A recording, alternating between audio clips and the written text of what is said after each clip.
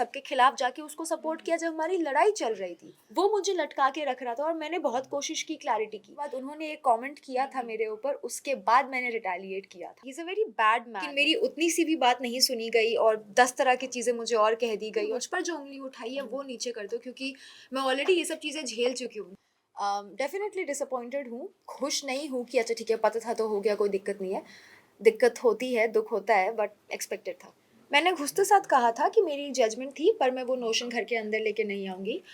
मैं बहुत ओपन हूँ अपना जजमेंट बदलने के लिए और I am coming with a clean slate. So विनाश के लिए सेम है, करण के लिए काफ़ी चेंज हुआ एंड रजत के लिए काफ़ी चेंज हुआ। मुझे डेफिनेटली ऐसा लगा कि मेरे साथ गलत हुआ। मैं कभी भी किसी पे उंगली नहीं उठा रही थी, किसी को बुरा नहीं बोल रही थी। मैं बस इतना कह रही थी कि मुझ पर जो उंगली उठाई है वो नीचे कर दो, क्योंकि मैं ऑलरेडी ये सब चीज़ें झेल चुकी हूँ। 10 महीने मैंने बहुत गालियाँ सुनी है एक मिसअंडरस्टैंडिंग के कारण। मुझे वो दोबारा नहीं चाहिए थी और मैं कहीं भी गलत या झूठ नहीं कह रही थी। लेकिन मेरी उतनी सी भी बात नहीं सुनी गई और 10 तरह की चीज़ें मुझे और कह दी गई और सब मेरे ऊपर चढ़ने लगे। तो डेफिनेटली मुझे लगा कि मैंने ही सबसे ज़्यादा कोशिशें की थी कि हमारे पीछे चीज़ें मेंड हो सके।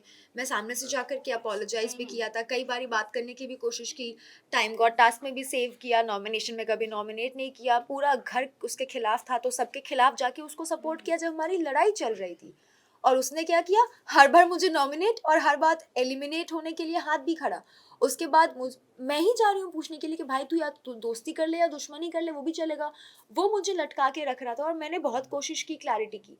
अब बार बार थोड़ी मैं जा सकती हूँ, तो I think I have tried. वो इसीलिए क्योंकि मैं दिल की बहुत अच्छी इंसान हूँ, तो मैं किसी के साथ बुरा हो वो मुझे अच्छा नहीं लगता, तो इसलिए मैंने पक्ष लिया। और सॉफ्ट कॉर्नर बस इसी बात का, क्योंकि हमने पहले वी वर टुगेदर 3 दिन, हम अच्छे से बहुत अच्छे से बात की थी, तो अच्छी बॉन्डिंग थी। तो out of respect for that only, मेरी छवि बिग बॉस ने नहीं सुधारी है, मेरी छवि मैंने सुधारी है। लोगों ने मुझे मिसअंडरस्टैंड किया था इसलिए गलत समझा, अब मुझे अंडरस्टैंड किया है इसलिए सही समझा है। बट क्योंकि प्लेटफॉर्म बिग बॉस का था उसके लिए मैं काफ़ी शुक्रगुजार हूँ। तो शायद आप लोगों ने वो पार्ट मिस कर दिया होगा जहाँ चाहत की इतनी अच्छी फ्रेंडशिप होने के कारण उन्होंने एलिमिनेट करने के लिए मेरे लिए हाथ उठाया था। तो वहीं से फिर दरार आई और उसके बाद उन्होंने एक कमेंट किया था मेरे ऊपर, उसके बाद मैंने रिटेलिएट किया था। तो we were having a conversation, जैसे दो लड़की आपस में मस्ती मजाक करती है। मैं भी बहुत बार बोलती हूँ कि अरे मेरा तो इतना अच्छा है, डजंट मीन कोई है, मैं ढूंढ रही हूँ। पर बोलने में क्या जा रहा है? लेकिन बोला है ना मतलब। तो कभी कभी लोग चीजें मजाक में बोलते हैं, मैं दिन में 100 चीजें बोलती हूँ, करेक्ट। 90 चीजें बकवास होती है, 24 घंटे सोच समझ के तो नहीं बोल सकते हैं ना। तो it's just a joke between girls. अगर आप दो लड़कों की भी बातें सुनोगे वो बहुत चीजें बोलते हैं, सच थोड़ी होता है। होता है, बिल्कुल होता है। मुझे अच्छे से याद है, बिग बॉस ही वो शो है जहाँ पे एक कंटेस्टेंट था प्रियांक, उन्होंने एलिमिनेट होकर वापस आने के बाद अर्शी की कुछ प्राइवेट बातें निकाली थी, तो उसको वीकेंड पे टोका गया था कि घर के बाहर की बातें शो पे नहीं होगी। अब इतना थोड़ी याद है यार, इतनी नॉर्मल बातें जो दो दोस्त करते हैं उसका थोड़ी कोई हिसाब रखता है। वेरी नॉर्मल ऐसे। करेक्ट। या आई थिंक बहुत जहरीली औरत है शिल्पा जी। नहीं है, बिल्कुल नहीं है। He is a very bad man. मतलब मैं किसी इंसान के लिए ऐसा बोलती हूँ कि यार मेरी लड़ाई हुई है, बट जान जान दो, मुझे फ़र्क नहीं पड़ता, क्योंकि इंसान दिल से अच्छा होता है तो चीज़ें माफ़ हो जाती हैं।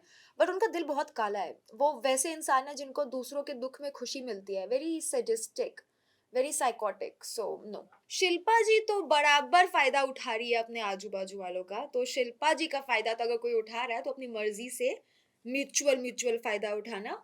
चुम मेरे को लगता है is a sweetheart and Karan is using the angle. हाँ, आई डोंट नो, मतलब ये मैंने वीडियोस भी देखे हैं बाहर आके कुछ कुछ।